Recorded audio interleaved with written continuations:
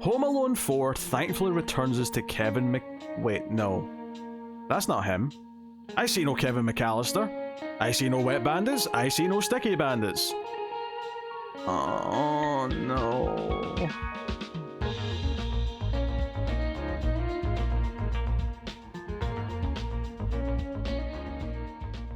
Welcome everyone to the Collector's Cut. I am Peter, and joining me as always is David. If I have to be miserable, you have to be miserable too. I don't even remember that line from the movie, but I'll take your word for it. No, I'm just saying it. This is a movie podcast. We are working through the Home Alone movies for this Christmas season. We did Home Alone 1 and 2, which obviously are the ones everyone's seen and knows. Mm-hmm. We did Home Alone 3, which wasn't that great. Still theatrical, though. Still theatrical.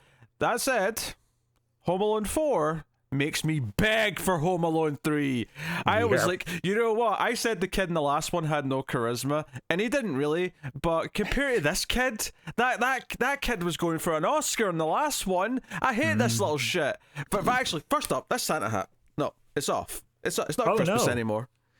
Yeah. Let's strip. Let's do it. This is misery, is what this is. This had the same. This felt like an Extra Reels movie, right? Mm-hmm. So Extra Reels, for those you don't know, over on Patreon, one of our monthly bonus shows that we do, $5 and up, is Extra Reels, where we do some of the worst movies of all time. And the closest thing this tone reminded me of all things, was Christian Mingle. It felt like yeah. You know, it had that kind of overly happy, Christmassy.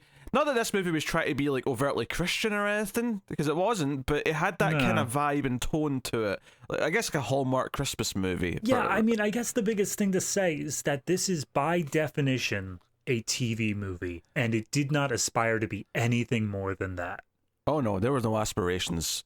No. There was aspirations, but no aspirations. I will say, apparently, trivia-wise, this was attempting to, as same with the last movie, although this one, right up until the end, they were hoping that this could be spun off into a television show. But when it didn't do well, they were like, well, cut your losses there. Yeah, I have many thoughts. So, we'll start spoiler-free for a little bit. I don't suspect that'll last long, but the basic gist of Home Alone 4 is that, despite the fact that it's like, well, what year did this come out? 2002. Right? So despite the fact that it's 2002, this is supposedly Kevin McAllister in this film, and the parents have the same names. His older brother is called Buzz. I couldn't tell you if the one sister in this movie has the same name as one of his sisters in the first movie, but I could check, but I don't want to put the effort in. But yeah, they've lost two kids somehow. Call it a soft reboot, if you will. That said, though, the events of the first two movies apparently have happened. Yeah, this is the the Terminator thing going on, where it's we only care about the first two every single time we're going to do a later one. I mean, to be fair, 3 exactly doesn't matter. 3 may have happened in this world. We don't. It could have. Who cares? That was Alex and his family. Yeah. You know, that's irrelevant. So, even though Kevin is younger than he was in 2, and honestly, even though they're saying he's 9, he feels younger than Kevin did in the first one. Oh, yeah. He feels like... I mean, he doesn't quite feel as young as Alex did. I still posit that Alex felt like he was 6, but this kid is, like, younger than original Macaulay Culkin, and that's primarily due to the fact that he acts like a kid. He doesn't feel like he has any maturity to him at all. Yeah, and I get what you're saying about Alex being or feeling younger, but like maybe it's because this kid's at that stage where like every time there's an awkward moment in this where he starts dancing to music, it felt like a child just play dancing and not knowing what to do, and the goofy smile on his face. I hated him. I hate this snot-faced little shit. I was rooting for the villains. I wanted the villains to catch him and to put his head into a lawnmower. That's what I wanted. Wow. So, okay. So, the parents have split up, right? We're getting the sad sequel to Home Alone. Peter and Kate have split up. You know, that beautiful, loving family that all managed to come together when it matters the most. They're done now. and Peter has found himself a new girlfriend, someone he intends to marry, named Natalie, who I was expecting someone younger, and she may be a little bit younger, but mostly she's just really rich. That's her thing, is she's filthy rich. She has a smart home in 2002, and I'm not convinced she had voice-activated doors in 2002, but I'll go with it for the sake of the movie. Marv is technically in this movie. Is he, though? It's not Daniel Stern, it's French Stewart from Third Rock from the Sun, but he's apparently Marv, even though he's dressed like Harry for some reason. Thank you. That was the part that was bothering me so much, is I'm like, you managed to, A, none of the characteristics are the same. He's just a bumbling guy in general. But B, he's dressed as the other guy. Who in costuming didn't bother to watch either of the original movies to get here? Just take off the hat and give him a darker coat, and that's him dressed like Marv. But somehow, like, is this like he's longing for his ex? Because he's got a wife now, apparently, who's working with him. But is he longing for his ex-crime partner, where he's like, I'm going to dress like him every day now, just to remember Harry in my heart? All right, to throw out a theory, he specifically throws out the point of saying all of Harry's plans always landed him in jail. And now he's the boss. And maybe he just thinks because he's the boss, he has to dress like the guy who was the boss before. This is very generous. Very. Everything I say that's giving any credit to this movie is going to be generous. Yes. Buzz is also younger than he is. If anything, Buzz has had a bigger age downgrade than anyone else, because he was like, what, 15 maybe in the first movie? I mean, for me, it felt like he was on the verge of graduation almost. Well, I think in the second movie, he definitely was. Yeah. Yeah, but in the first movie, let's say he's 15, 16. Here, he's like maybe 13. You know, he's definitely aged down where you feel, oh no, he's more of a middle school. He's upper middle school now. The other thing is that he's only like maybe 3 inches taller than Kevin. He's like super short. He doesn't have that lumbering figure that Buzz always had. Yeah. We should also mention as well that on top of the, French Stewart replacing Daniel Stern, obviously he's kind of a star. Like, that's who they could get. He's from Third Rock from the Sun. And I like that show, so this is not a knock on that show. But the partner in crime, I recognized her face, and it's because she's in Galaxy Quest, so she's actually done some real stuff as well. All right. Missi Pyle is her name, but... Yeah, she's been in a bunch of stuff, actually. She's been around. Yeah, so the villains, and in fact, not only just the villains, there's also the butler of the mansion, who is from The Mummy. I recognized him immediately. His character felt to me so much like the writers were like, oh yeah, they also, let's have the Tim Curry character back as well. But then as they're writing it, they're like, there's no way we can justify that, so here's just the same kind of character. Yeah, except it's a different guy. I kind of saw it as like they're trying to merge the Tim Curry hotel guy with the scary person who ends up being a good guy. But, not to get into spoilers, but I'll just say this movie has some obvious twists. Look, I don't think that saying that this movie doesn't have anything creatively new is a spoiler. So there's your big cast members that are worth mentioning. I love actually the IMDb. Kevin McAllister is like the 12th name on the list. He's so far down.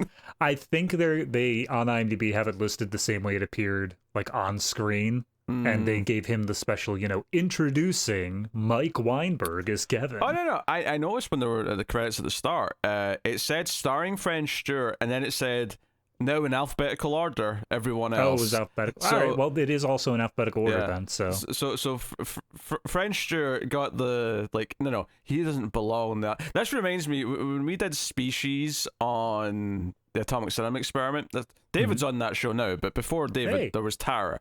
And we did Species, and one of the things we noticed in that movie is that it came up at the start saying, cast in alphabetical order, right? And it named the 3 lead men, or maybe 4 lead men that were in the movie, and then it said also starring, and then put in the one main woman's name there, and it felt like this weird it's like all the men were having this pissing contest to have, like, they had to like give them this fair order, and then the woman just got a credit after, and it made me think, not that I think French Stewart insisted upon this necessarily, but clearly his agent or whatever is like, no, he's the star of this. He doesn't wait until he's alphabetically brought up. He goes first, and then he can do the rest.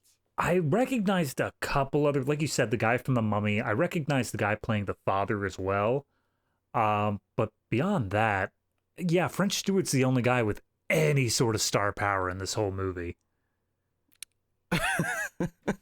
And even then, you're kind of hoping for John Lithgow and Co to show up to like spice things up. If this had been the family from Third Rock from the Sun storming the house, I might have been having a good time. But and that's the other thing, is that this movie doesn't, like, it fails at the one thing people know Home Alone for, is that it builds up to a third act where the kid's alone and he has to fight off the bad guys after building and setting up a series of traps. I don't know about you, David, but I didn't really notice the setting up of a series of traps. He set up one pot that flew into someone's face, and that was almost it. Pete, I've got a deeper philosophical question for you. When was he ever alone? I complained in the last movie that he was only alone while his mum was out at work. This was even worse. Yeah.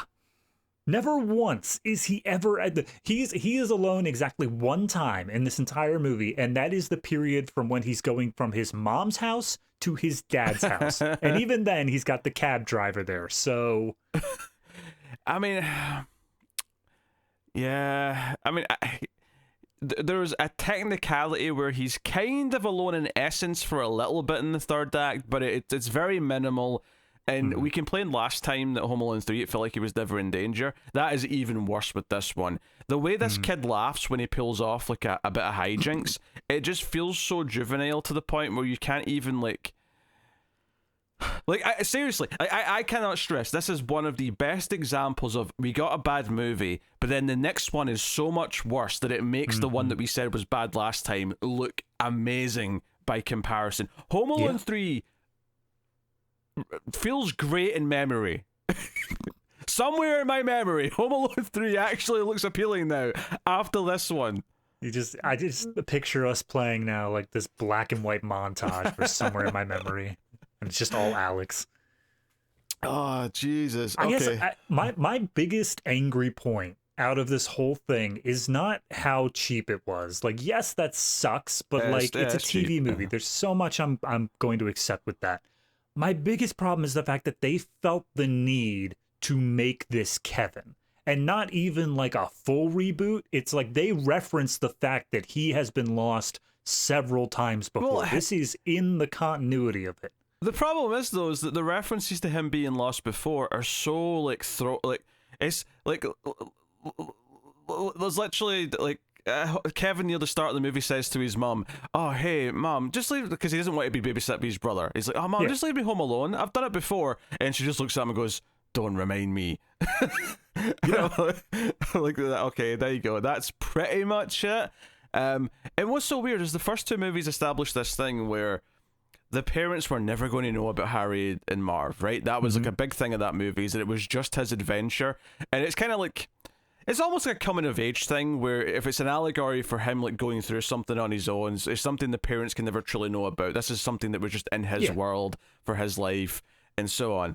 In this movie, like 5 seconds after seeing Marv, he's like, Dad, the burglars are back! The burglars are back!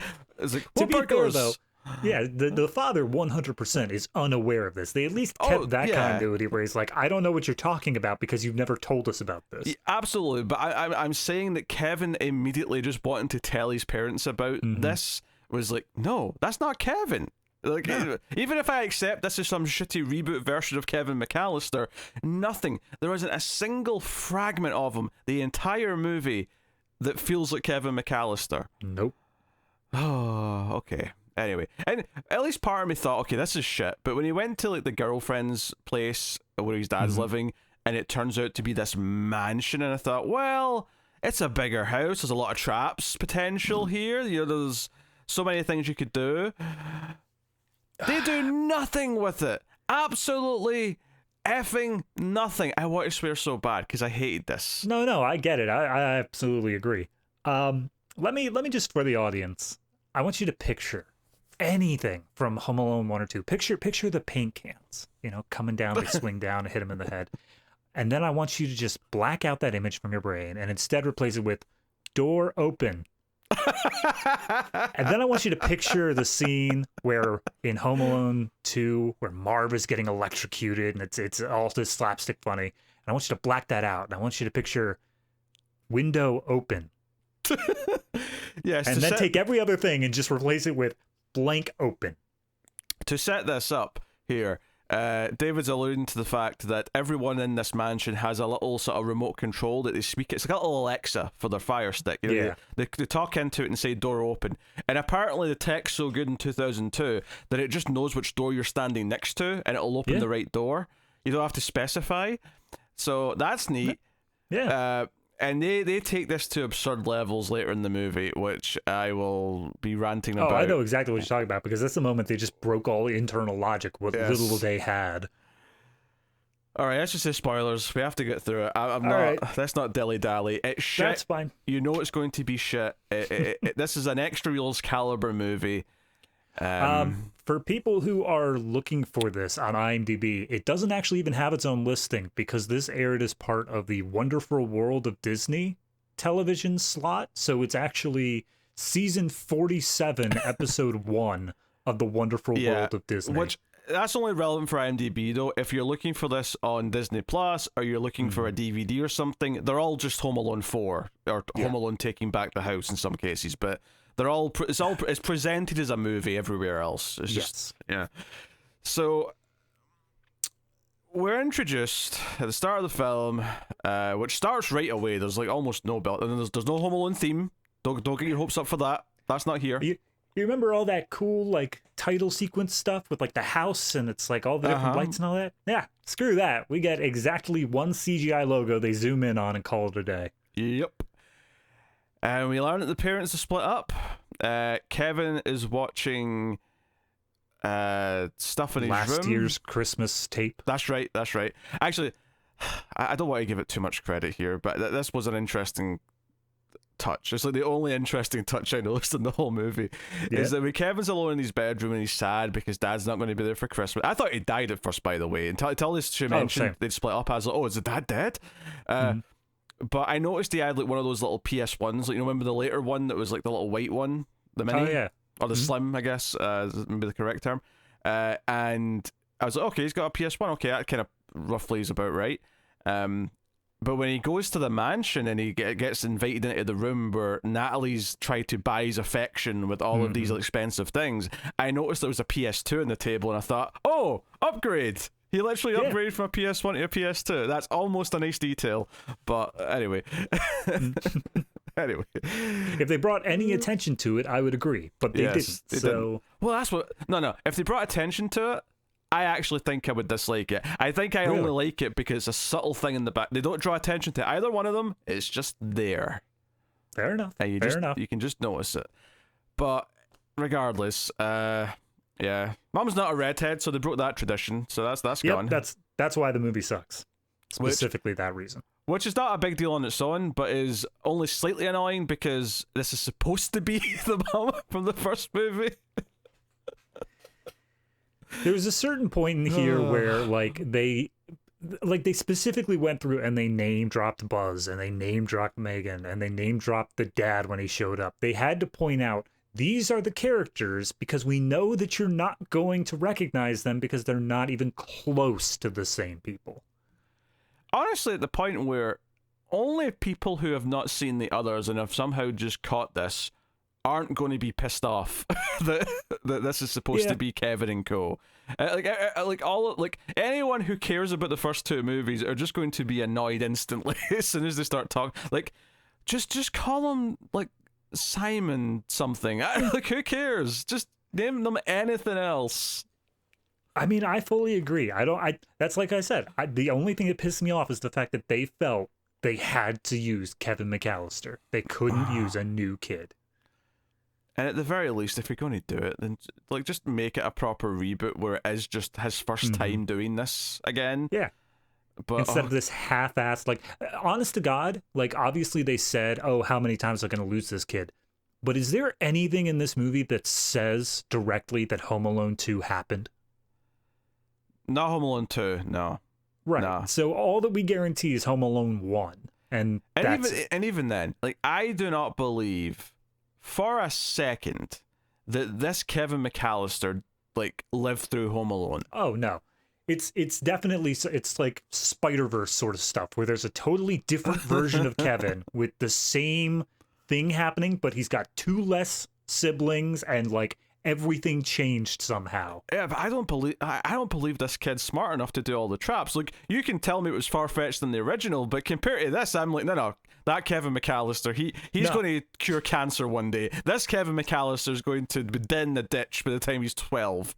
See, in his universe, in the way that this Kevin McAllister happened, he iced down the steps and did nothing else. And then, just out of luck, the neighbor next door managed to show up and save the day on time.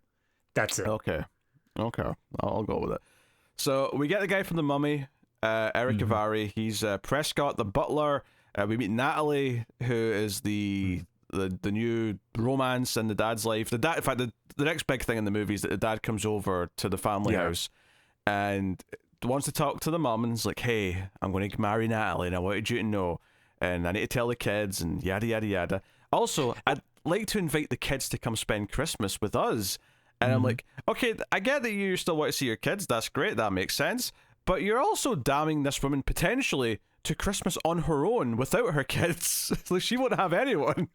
I mean, I get it. I think the movie did a good job of setting it up in that he tries to explain of, because they're getting married, he wants the kids to have a Christmas with the new mom to kind of like ease them into it a little bit.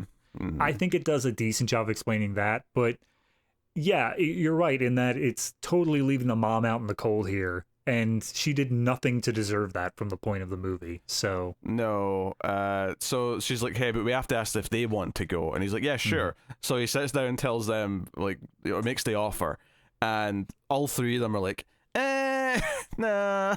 And he even sweetens the pot by telling Kevin specifically, like, hey, by the way, we're doing a Christmas party where Natalie's going to be inviting the crown family. The royal family is going to show up, and there'll be a crown prince there who's your age, and you can play with them.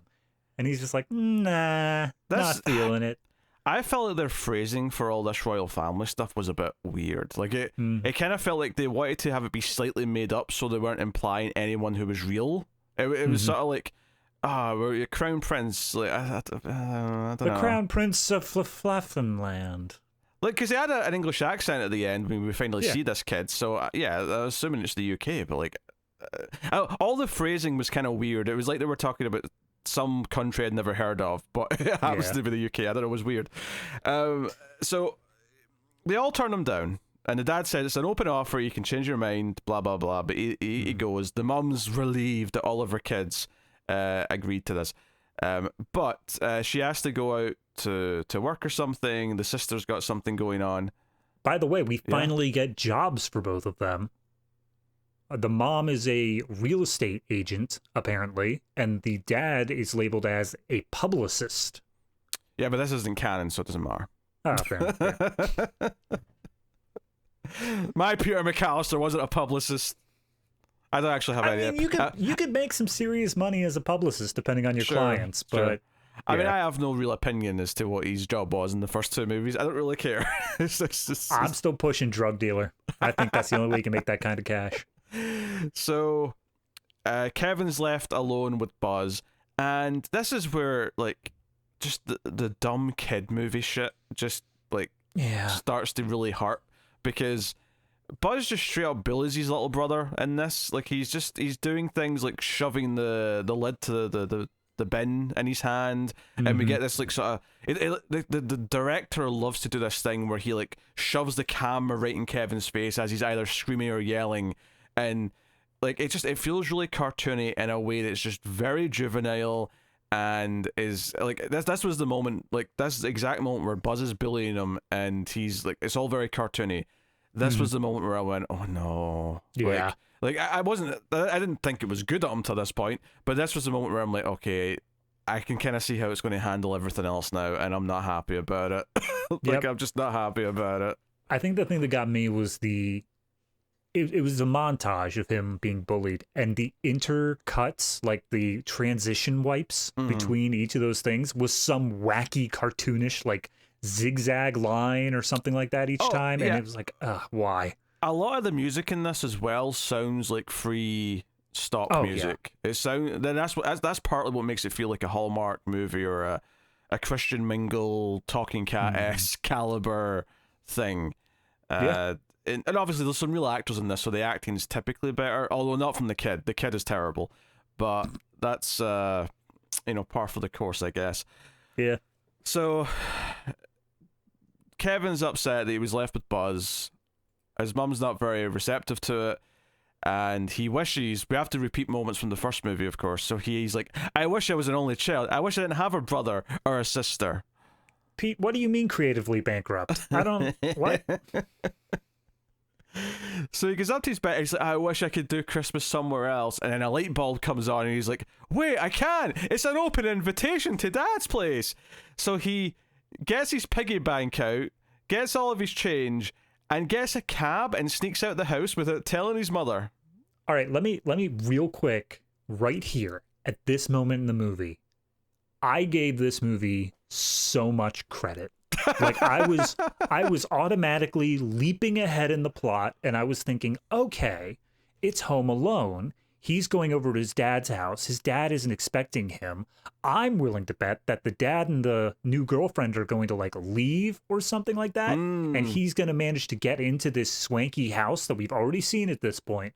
And he's going to just go nuts with that. And the dad and the girlfriend aren't even going to know.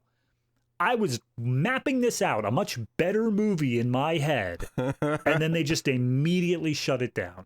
Yeah, then he goes there, and his dad's happy to see him, and that's it. And not only that, there's a butler and a maid, so there's always other people at the house. That's the other big thing, is there's always... Now, one of them turns out to be a villain, sure, but there's always people there. That's a big thing in this movie. And it's when he's on the way to the house that we're introduced to, air quotes here for the audio listeners, Marv, and Mrs. Marv, who... Marv's like, hey, I'm not into that thieving no more. I'm not a burglar. I'll tell you what I am now. 3 words. Kidnapping. I think that's 1 word, Peter. I wanted to jump off a building after that joke. And that, to be fair, that is probably the peak of their comedy right there. That's about it. Peak. That's a damning statement. Yes, it is. Maybe, I don't know. There's a moment later where he's putting her in a sack. I think that's funnier than this. That's fair. I'm not saying it's funny. Funnier. There's a clear distinction between those 2 words. So Kevin arrives at the house. Oh, so yeah, Marv and Nat are planning to kidnap the Crown Prince when they arrive, right? So Marv, this idiot, thinks he's going to get away with ransoming a member of a royal family. Like a SWAT team isn't just going to obliterate him to smithereens. Oh, yeah. No doubt. Whatever. Kevin comes to the house.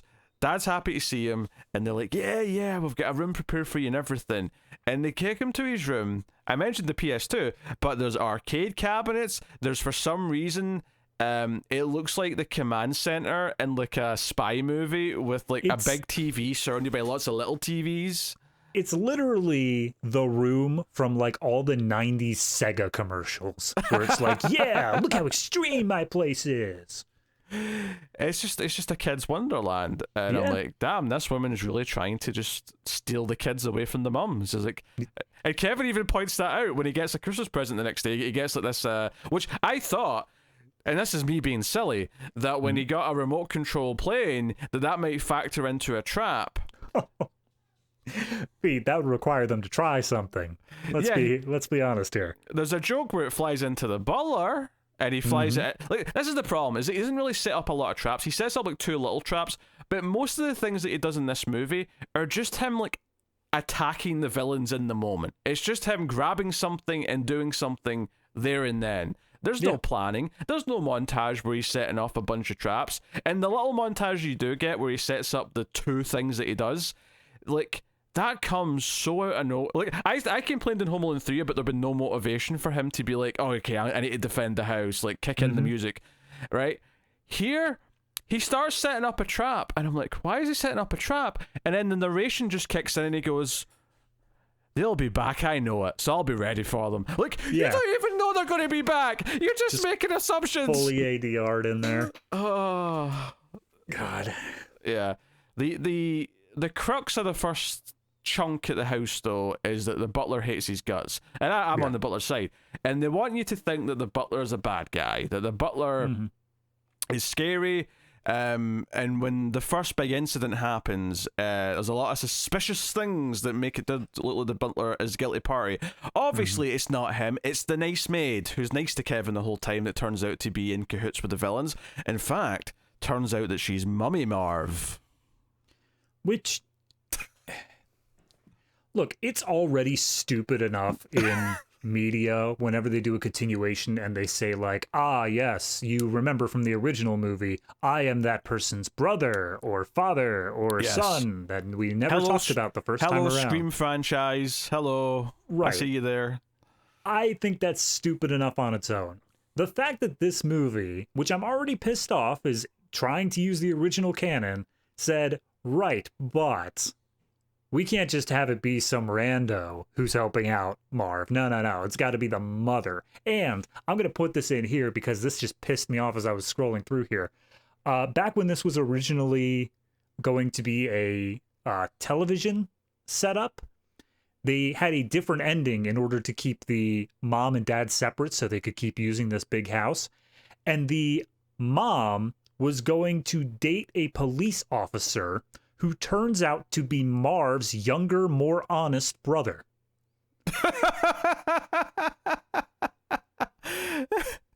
So just screw this whole thing already.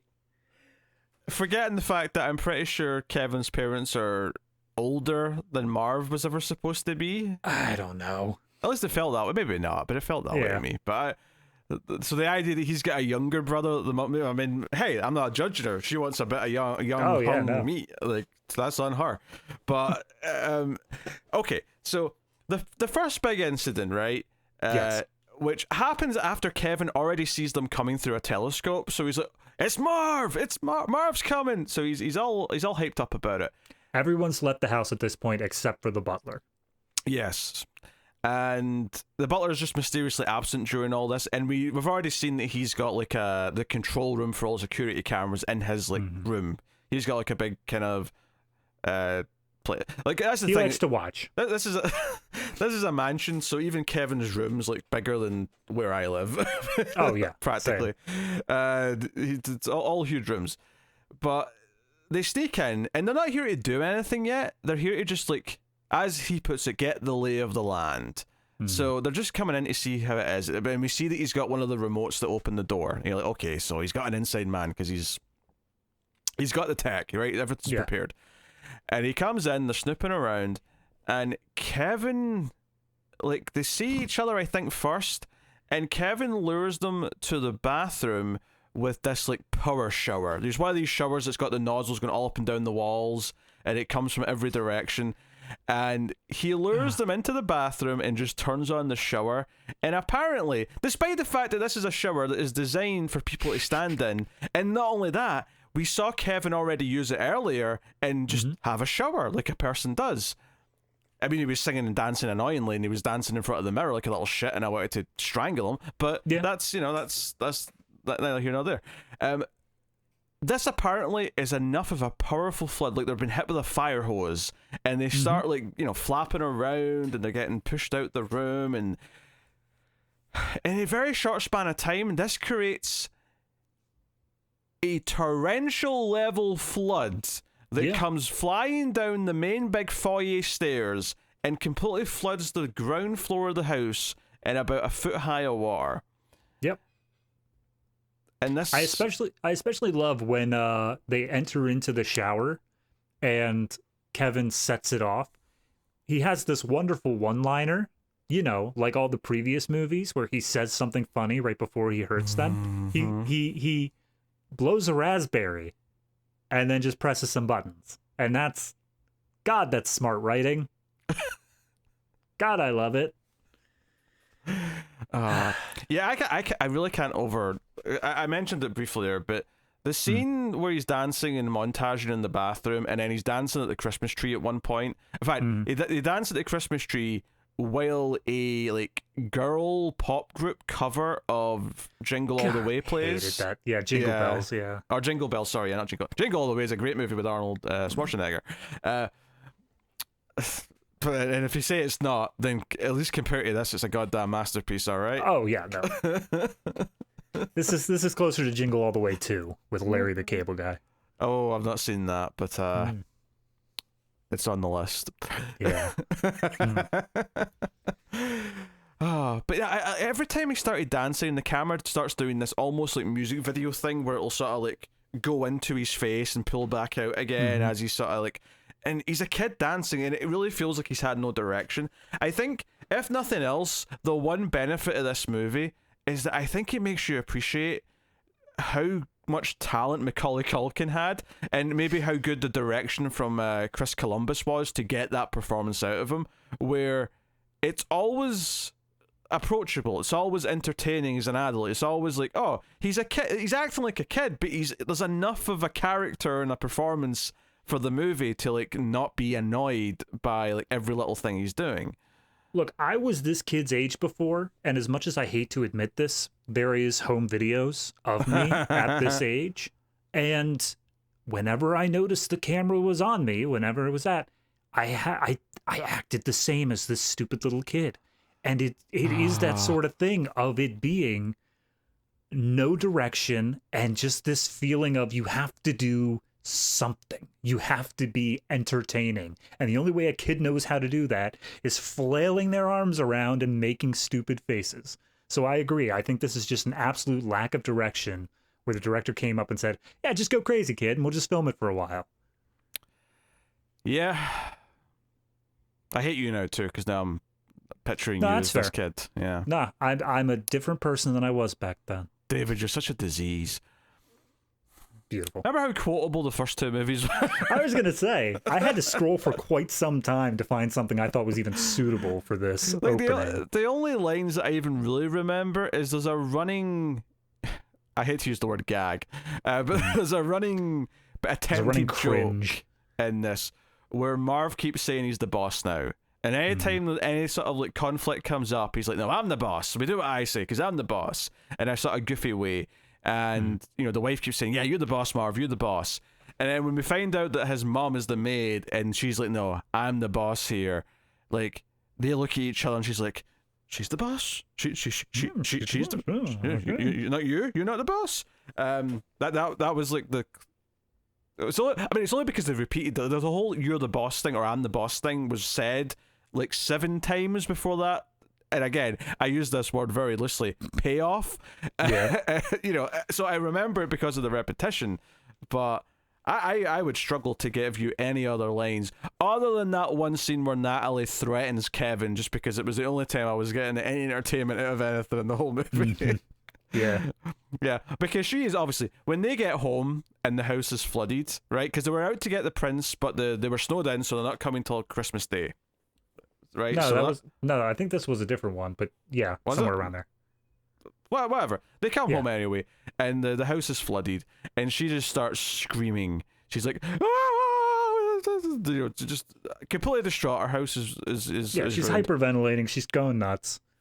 Although it's back to completely perfect like 10 minutes later, so it's like I especially love the fact that this is, it's coming out of a bathroom which is at the top of the stairs, which, by the way, no reasonable house designer would put the main bathroom at the top of the stairs in front of the main entrance to the home. Like, no one wants to be able to see you coming out of the bathroom. But regardless, it flooded the entire downstairs of the foyer, and then as they are coming into the house, you can see that they put like a foot-high blocker outside the front door Yeah, to keep all the water in. Because they step over it when they come in. You can see and it's it. like, I understand that you can't just waterproof this entire home to the point where it still looks natural, but you can clearly see on the boundaries of this foyer, there's just foot-high blockers where they're keeping the water in so it doesn't flood the rest of the set. Yep. After this, Kevin sneaks into the butler's room and looks at because no one believes when there was burglars, right? Because he's saying, they're back, Marv's back, and the dad's like, Kevin, you little shit, what are you talking about? And so the butler also, he comes out at this point where he wasn't answering Kevin before, and he says, he never called me, that didn't happen, and there were no burglars, he's been a menace. Yes, we find out later, of course, he was just taking a nap because he does that when the lady's away because he hates her and wants a break when she's not around, which is fair enough. But it looks suspicious, and then Kevin goes in and tries to look at the security footage at the time of all this going on, and it's conveniently all erased. So that makes him think that Prescott's a bad guy, and it's obviously meant to convince us he's the bad guy.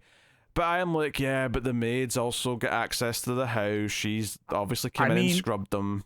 It was obvious that it wasn't Prescott the minute they started leaning in on it's definitely Prescott, but I wasn't sure whether or not it was the maid or whether they were actually going to pull something sneaky and it was actually Natalie who was planning all this. Oh, okay, right. She was actually inviting the royal family so she could be yeah. Although she's filthy rich though, so I don't know why she would need to, but I didn't give this movie credit enough to think through the reasons as to why they wanted to do things. It was simply that they were doing things. I mean, that is fair.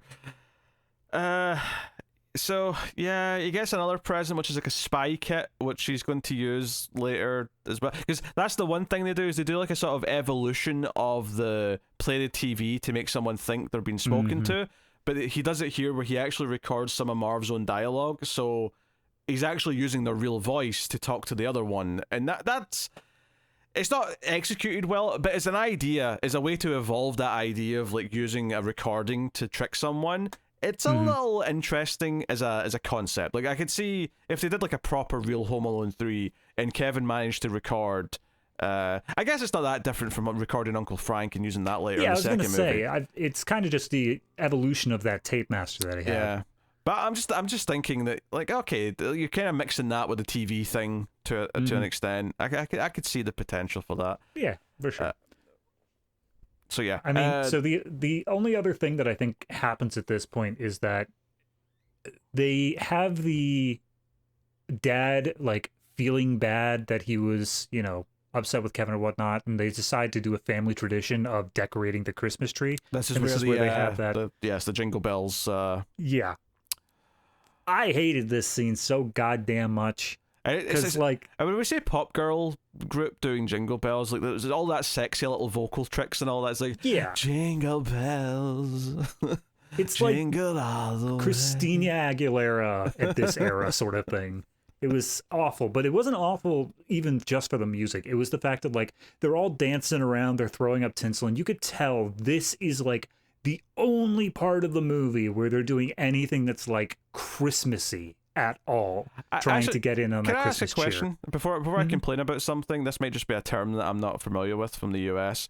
I think I know what you're going to ask. Yeah, go. Is trimming the tree a phrase that means decorate the tree in the US? I've never heard it used like that. Yeah, because they said, we're going to trim the tree, cut to them putting on decorations. I mean, that's not trimming the tree. Trimming the tree's cutting the tree. That's trimming.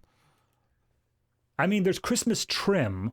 I know that is a type of decoration, but you wouldn't say trim the tree to be decorating it. At least not for me. That threw me off. But so yeah, it's the next day actually. Yeah, they go to get the royals, but they're snowed in, so they don't actually come back with them. Because this is a day of the party that was supposed to be for the royals on Christmas Eve, and it's this big catering thing. There's tons of people in the house. Pardon me. And Natalie, and this is where it starts to really reveal what type of character she is, because she's like, oh, my party's ruined. It's not special at all now. There's no royal family. Oh, wait a minute. Peter, can we announce our engagement tonight to make it special? And he's like, yeah, okay. He's like, okay, this is a materialistic bitch, is basically what she is. Absolutely. That said, though, I hate Kevin so much, I'm still rooting for her, but that's what she is. No, that's reasonable. So we get they all come back and the party starts getting ready, and we see that on the catering crew, acting as butlers or whatever for the night, is Marvin Vera. Marvin, Mrs. Marv. Notably, Prescott lets them in the back entrance, which again makes it look like he's working with them. But obviously, in the moment, I'm already expecting the twist, so I'm thinking, no. He's just been told or that they've been hired, and he's just like expecting them for that reason. He doesn't know that they're bad. As long as there is no scene in here where he literally turns and winks to Marv, going like, hey, go upstairs and take care of things, I'm going to assume that he doesn't know anything. Did you notice Marv was wearing his long coat underneath his white waiter coat? I didn't. That's stupid. Yeah, I noticed that. That was the thing. So I want to keep in mind, so this movie's like only just 80 minutes long, right? Mm-hmm. And at this point, we are like 45, 50 minutes in. We really should be ramping up to the third act. Let's set up all the trap stuff, right? Yep. And obviously, Kevin sees them come in. Harry kind of looks at him and sort of gives him a little smirk or whatever. Not Harry, Marv. Sorry, Marv. He was dressed like Harry, though. Yes. Right?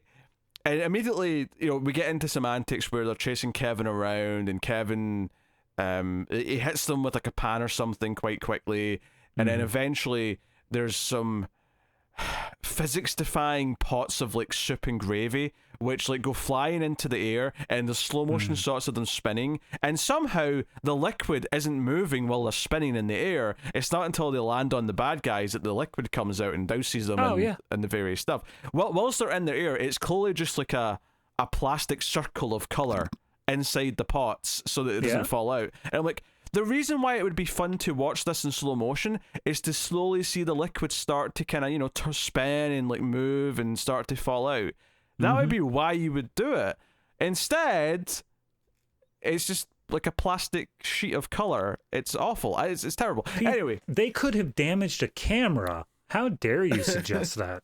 Oh yeah, because that stopped other movies from doing similar. Anyway, look, the point I was getting at is I thought at this moment, I wasn't expected to get good, but there was an idea here that I thought, okay, it's not really Home Alone in the strictest sense, but I could see the argument that if you're doing a genuine third Home Alone and you want to shake up the formula, that maybe the way you do it, and I thought this movie was about to try something like this, is that I thought this was going to be the third act. I thought the third act at this point was going to be this entire party, and it was going to be the idea that Kevin has to run around, quickly set up traps whilst the house is filled with people. And I thought, you know what?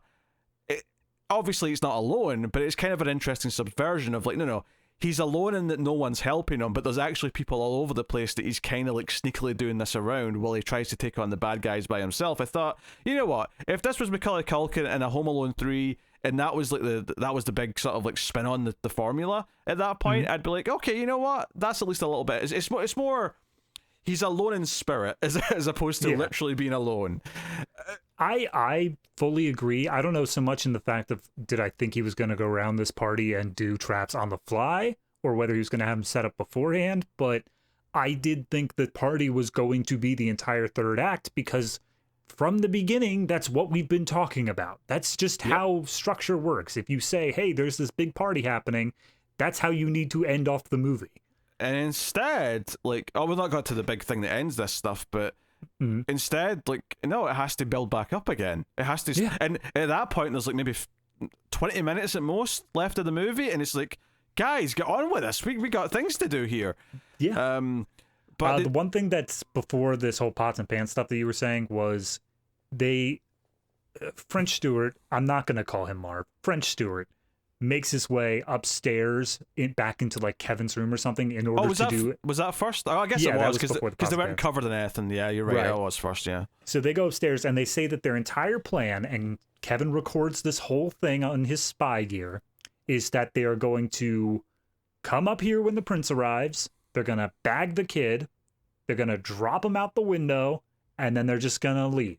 And that's it. And this is where they rehearse this, because he gets out his big sack and he makes his wife step inside it and lowers her down, and he hooks the cable that's holding this bag that's holding his wife dangling out the window. He hooks it at the bottom of the door.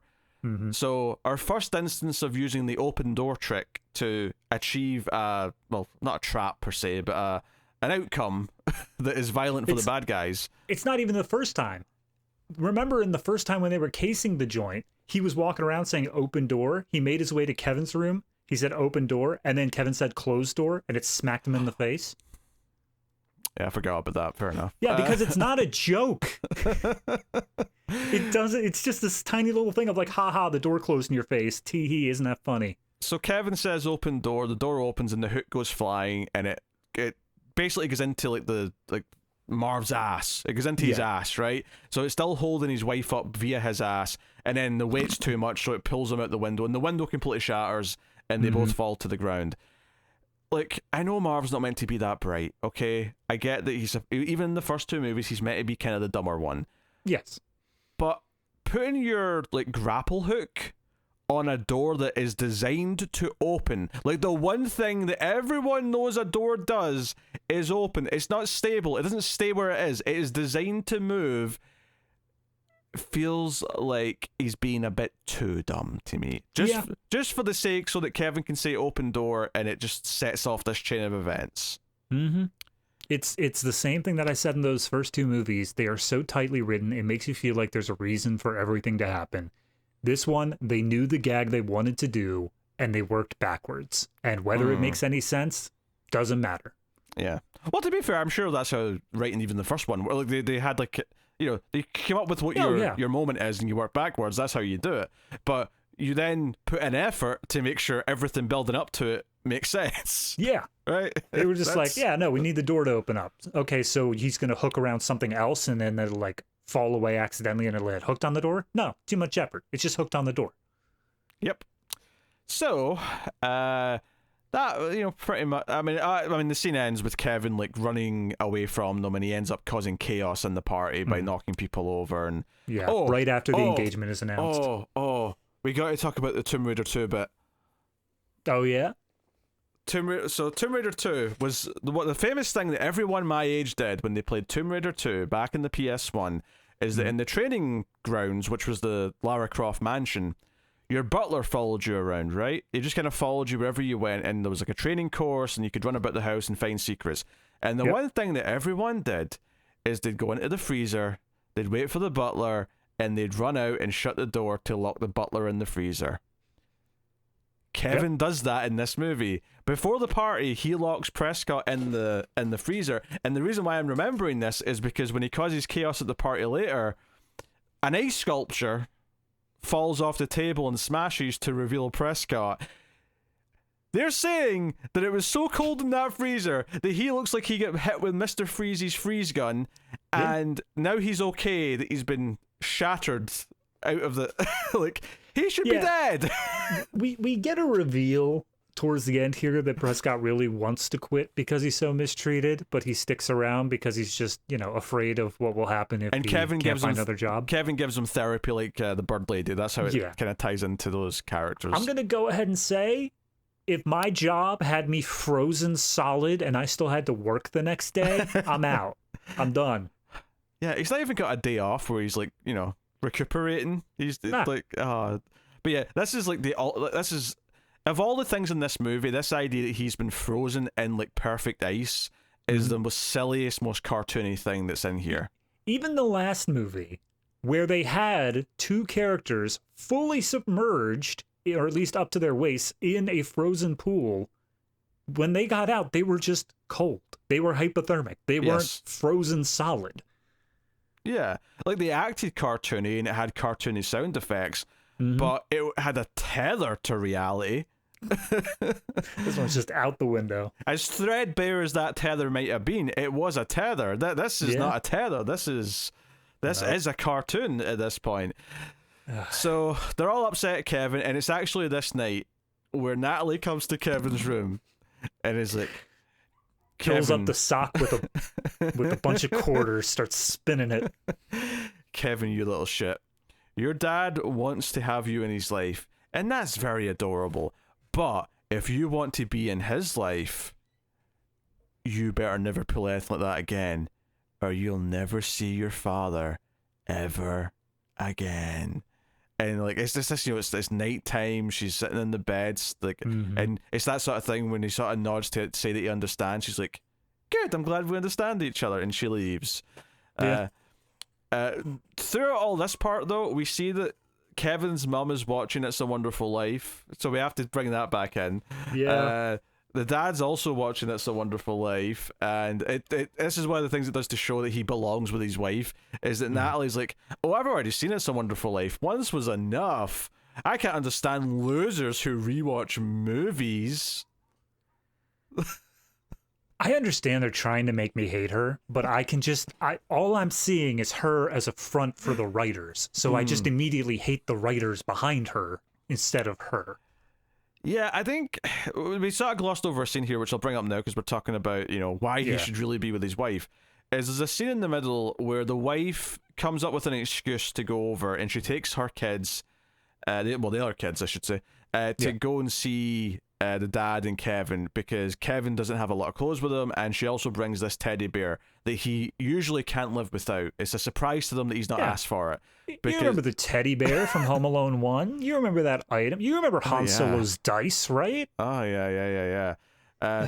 And they start explaining why this teddy bear is so important to him, and they tell this story about how it fell out the car and the mum had to go out and get it. There's really not much to it. But as they're saying this, the music's swelling up with all this stuff, and the mum and dad are both like getting happier and happier, reminiscing, and Natalie feels like the odd one out. And then at the end of the whole conversation where it feels like they're falling in love again, Natalie just goes, well, he can play with all the new toys I bought him. He doesn't need his stupid teddy bear. Yeah. It just kind of walks off. Oh, dear. Anyway, at that point, we finally get to Christmas Day. I believe it was before this, but it may have been at this point where, because they went and they decorated the tree and he put up the star and it was all special and whatnot, they did it as a family. So then they come down, I guess the next morning, and... Actually, before you get to that, it cuts to the McAllister house, and like the mom and the other kids are decorating their tree. It's like, but Kevin always puts the star on. It's like, I know, it's not the same with it. And I'm like, I mean, honestly, at this point, Mummy McAllister, you're kind of like building in a bit of a complex to these other two kids that they're not as important as Kevin, the way you get really upset in front of them. Absolutely. But yes, as you were saying. So they come down the next morning, and it turns out that Natalie has professional tree dressers that came, I guess, in the middle of the night and redid the tree to look all standard, beautiful in like this rich house. And Kevin's all upset and just like, what? No, you undid our tree?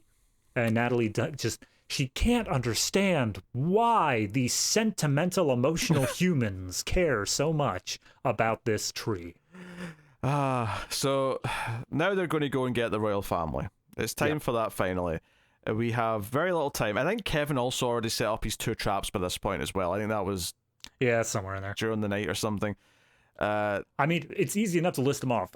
Number 1, he strung up some pots and pans. Number 2... No, what's the plural there? There's no plural. Oh, right, 1 pot. I forgot about that. It just double whammied. It hit him twice. Yeah, and he also rigs a chain or something to the little elevator that's in the house so that it'll get stuck.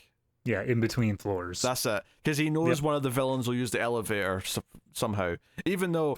I feel like they've not emphasized, because they set up the other thing that they abuse a little bit later, which is the secret bar. The house has got one of those things where it's a bookcase where you use the little hand remote and the phrase is "Open Sesame" and it spins round into the mini bar, right? And it's like, okay, this is a very 70s thing to me. This is like a 70s rich house has this type of gimmicky bar, right? Mm-hmm. So the voice control is obviously a bit modern relative, but the basic idea is fair enough. But of course, when the actual antics are going down, and Kevin, after he's used his only 2 traps, is then he does some other things, of course, but they're kind of more like he's actively just doing things to them, as opposed to he sets something up that'll pay off on its own. The only thing that previous Kevin did was he just moved around the house in order to get them where he needed to be. Whereas this one is doing on-the-fly sort of, basically all through this voice control stuff of like making them fall prey to whatever he can just see at that moment. To be fair, outside of, say, like maybe the paint cans, because that was like manually...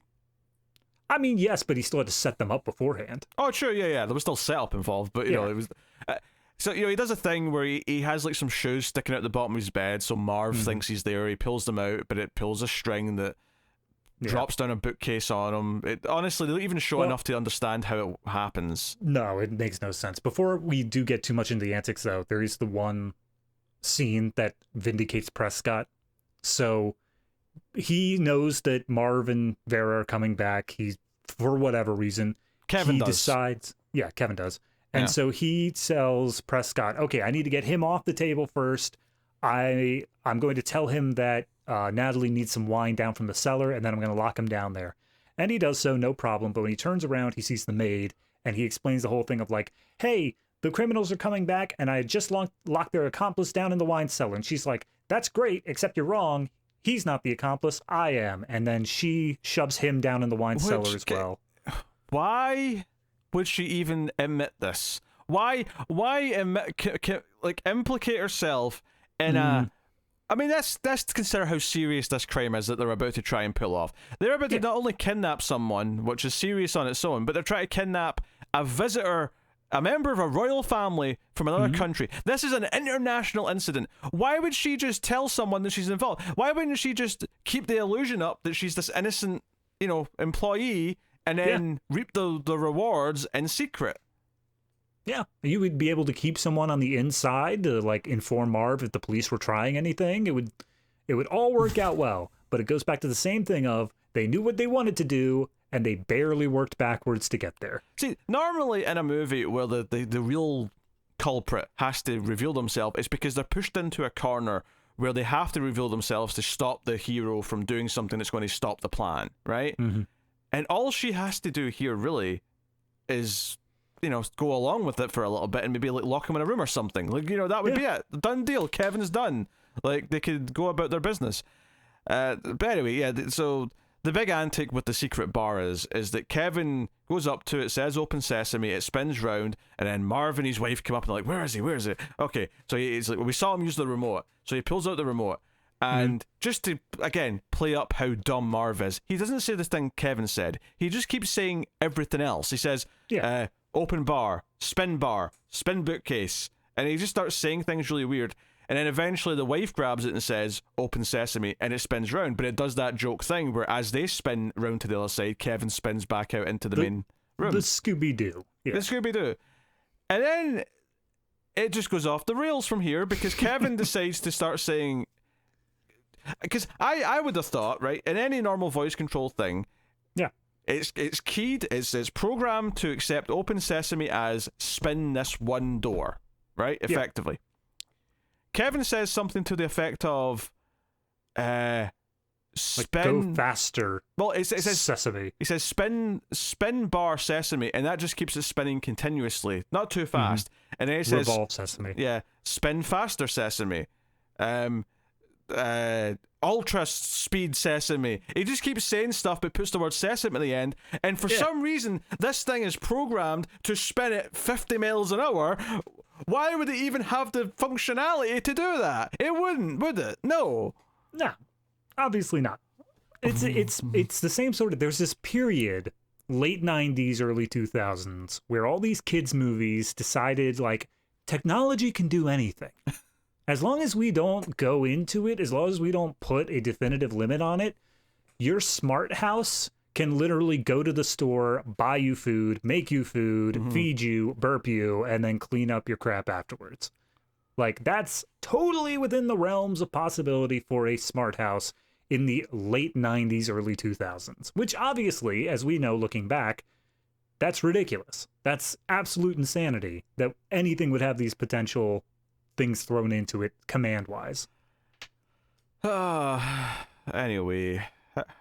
How did the antics end? I don't remember. Well, before we do the end of the antics, you were so gung-ho to get there. I did want to spend 1 minute with the Prescott scene down in the wine cellar. Oh, of course, yes, because she traps Kevin down there with Prescott. So I guess she does lock him in a room, to be fair, which is my suggestion.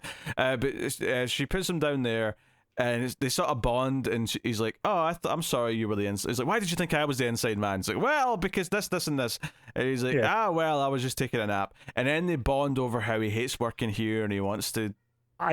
I absolutely love in this conversation, though, when he is so upset of like, why did you think I was the inside man? He seems genuinely offended. Yeah. Like, he's upset by the fact of like, you're a little creep. You've been making my life so hard, and you think I was the bad guy here? And then they try and phone Buzz. Well, they try. Okay. No, because you're not giving the full details here. Okay. They are like trying to get out for at least a good like 5-10 minutes. And Kevin's like, can you think of any way to get out? And they're just like, no, I can't think of anything. And then Prescott's like, well, I do have a cell phone. Yeah, Prescott, wouldn't have been useful at all. Thank you, sir. Yeah, why didn't he use that to call the police before? Or why would he then also pass his phone over to young Kevin rather than calling the police himself then? Yes, because that's the thing. Kevin phones his mom, but it's Buzz that answers, and Buzz is a little shit and just sort of hangs up on him a couple times. And he's like, oh, well, I'll try again later. And I'm like, or you could phone the police. The police, we find out that the dad's cell phone works in the car. He has a totally different line. You could do literally anything here, Kevin. And also, conveniently, when he phones the third time and the mum does answer, all of a sudden the signal's really bad. It was perfect when he was talking to Buzz, but all of a sudden, you know it, battery goes dead. Womp womp. So they remember there's a dumbwaiter, and Kevin goes up in that, and that's how all the antics properly kick off. But the way, as you were asking before, the way the antics end is that this 50-mile-per-hour bar is spinning. It flings them out onto a chandelier, which they fall off of, and then some like funeral music starts playing, implying they might be dead. Oh yeah, this is like a famous, like this is free music, but it's like famous free music. It's like, you know, it's just so old that it's public domain. Right. And then Kevin comes up standing over the corpses he's created. Actually, it's the organ that it's that little. Yeah. I can't remember. I can't hum it, but yeah. And then because she's been stuck in the elevator the whole time because it's been chained up, the maid finally escapes, grabs Kevin from behind with a pan in hand, is about to bash him over the head, and then Prescott steps up and bashes her in the head instead. When Prescott just became the villain of the movie because I wanted to see Kevin get his head bashed in. Yes.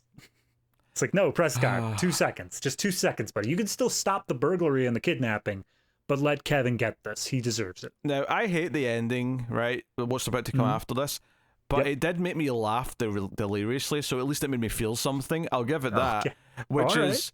So Kevin's dad, right, when they get to the airport, he says, look, you know what? Like, I need to go back. So I was like, I've got a bad feeling about that phone call that I got from his mom. Yeah, the mom calls around trying to get back in contact with Kevin, and... Yeah, calls the dad, and he's like, I need to go back and check on him. And I was like, oh no, you're going to leave me with the royal family? Like, you know, please, we're partners now. And he's like, no, I think you don't care about my kids, so yeah, we're probably done here. And he goes back to the house. He arrives the same time as the mom, and they come in.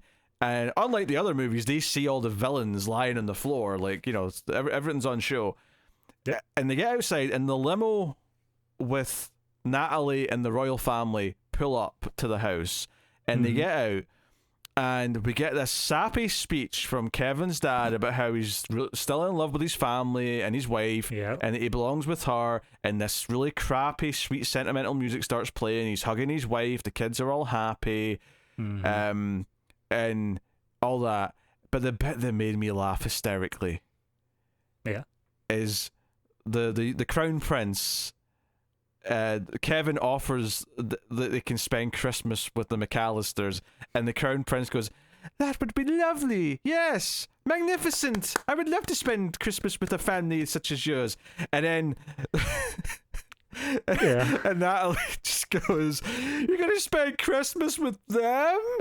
So I love this idea that the end of this movie for Natalie is that she loses her fiance to his family, to his ex-wife and that, and then the rich royal family she's been prepping all movie to accommodate for Christmas has decided to also go back to the McAllisters, and that really made me laugh. And the maid goes to jail, and the butler quits. The butler quits as well. She loses everything. She has lost everything. Except her money, she'll be fine. I was gonna say that's still that like thing that can buy back her butler and maid. Yeah, she'll get a new butler, she'll get a new maid, she'll be hunky dory, but she's cold and alone, and that's the thing. But then the movie decided to piss me off right at the very end. Yep. Because Kevin decides to look right at the camera. Right? He gets one of those remotes. The butler hands him a remote. He says, start music. Which actually, by the way, on this, I hated how every time in this movie they said to the remote, stop music, it faded out instead of just stopping. I was like, and maybe, I mean, look, could you make that setting on your Google Assistant or your Siri or whatever to fade it out the music instead of just stop it dead? You probably can, but it felt so unnatural because it didn't feel like a fade out in the scene. It felt like a song that's playing over the top fading out. That was the scene where they were decorating the tree. It was very clearly just montage music, but then they decided to make it in the scene. They were like, "Oh, hey, there's a phone call. Turn off the music." That wasn't happening. Which I don't actually think is a big deal. Movies do that. Movies will have something that plays as a montage, but then it's like, no, they were actually listening to the song, at least for the end part of it. That's fine, but I just felt, even as it was happening, it felt unnatural. It felt like, as you were saying, as it faded out, it didn't feel like it was in the scene, even as they're saying it's in the scene. So he gets the remote, he says, play music, some Christmas music starts playing, and then Kevin looks right in the camera and says, and they've been saying all movie how there's not going to be any snow this year. Kevin looks right in the camera and says, start snow. And then some sprinkles of snow start falling down as they're all hugging and dancing. Credits. So Kevin's a god. No. This technology is Weather Wizard has designed this smart house technology and has created the ability to create snow. It's not Kevin. It's the tech. It's the smart house. That's fair. Honestly, though, if you told me that this house was built by like the Rogues, I could see it. Seems about right. That's the Rogues from The Flash, which Weather Wizard's a member of. But also, you get Captain Cold with the freezing up of the Butler. I could see it. The Trickster's kind of a McAllister type. Oh, Trickster would just be... there's got to be some level where... some universe where Macaulay Culkin becomes the Trickster. Kevin McAllister just is that in the future. Nah, Kevin would never be a criminal. He seeks out justice. Justice, yeah. Anyway, that's the movie, and then it's just the most plain, boring ass black and white credits on the way out. So yes. This was dire. I actually audibly said to myself a couple times towards the end how much I effing hated it. Like I was saying it out loud to myself. I had to express it. I had to express my displeasure. And it really is shocking how much better Home Alone 3 looks in hindsight. Oh yeah, no doubt. Like that's what I was kind of, when I was having to give a rating to Home Alone 3, I was debating going lower last time, but I was like, no. This still isn't that bad. Now we're at that bad. Yeah, now we have reached it. Home Alone 3 is bad, but it's still very watchable and still very mainstream and still has like a standard. There's a standard of sorts. This is like going way below that. So that leads us neatly into the ratings for Home Alone 4.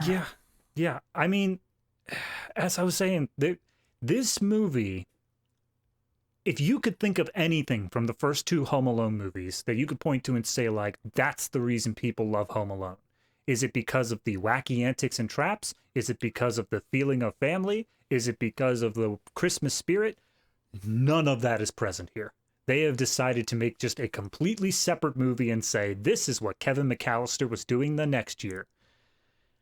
All in all, it's cheap. It's not well written. It's not funny. It's not even funny in like a bad way either. It's just kind of painful the whole way through. So I think collectively, I'd say this is probably like 2. I can't. 2 is exactly the number I was thinking. Yeah, it's just there's nothing in it that's good. Like, yeah, it gets a 2 because we're not at Birdemic and Neil Breen levels of just this doesn't have anything. But in terms of technical quality, the technical quality, I guess, is kind, and there's no artistic quality, but there's like they're recording sound, and there's cameras pointing. Things are. When I say they're well lit, I mean I can see them. I don't mean that they're stylistically lit or anything like that. Right. But that is the whole thing. Anywho, yeah.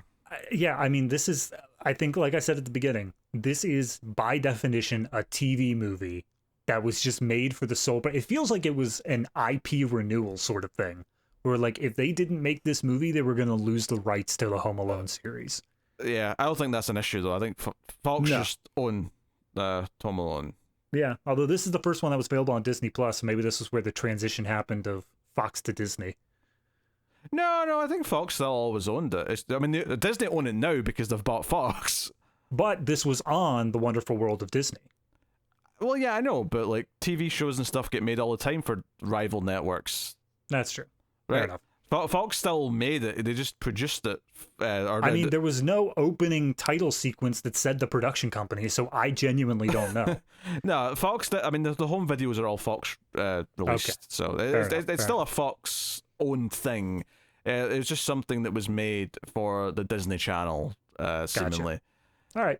And then in terms of does this make the cut? No, cut your losses, son of a bitch.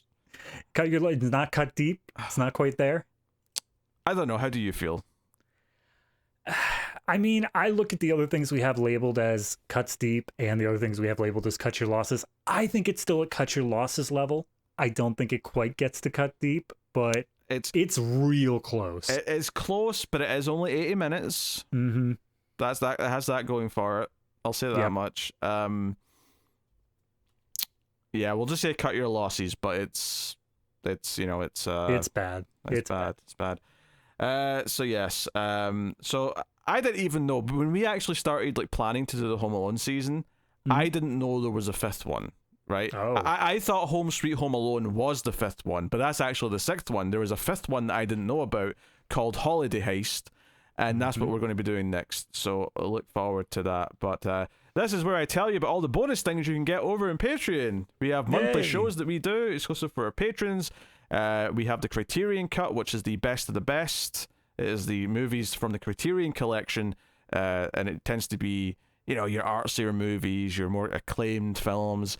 And then the opposite of that is Extra Reels, which is our show at the $5 and up tier, where we review some of the worst things of all time, which is why I started this show by saying this movie would fit on that show. Yep. So if that sounds interesting to you, go and check those out, and you can help support the content in the podcast, and you can help keep it all coming, and it all helps out a lot. So please go and have a look. But otherwise, that is that. And as I mentioned earlier as well, we also do a science fiction movie podcast called The Atomic Cinema Experiment, and David just sort of joined that in the last few weeks. So that's ongoing as well right now. So yeah, but that is the show. So thank you very much for joining us. We always appreciate it. Keep watching movies, and